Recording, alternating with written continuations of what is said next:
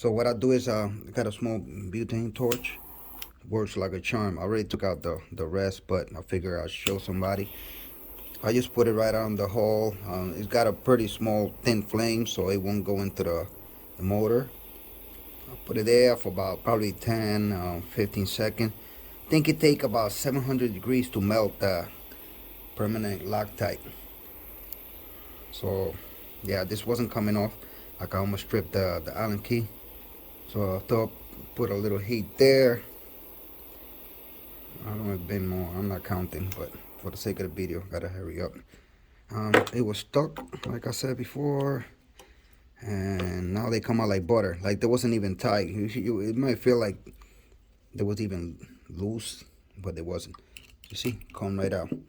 Small butane torch, solve everything. Yeah, hope that helps somehow, somebody.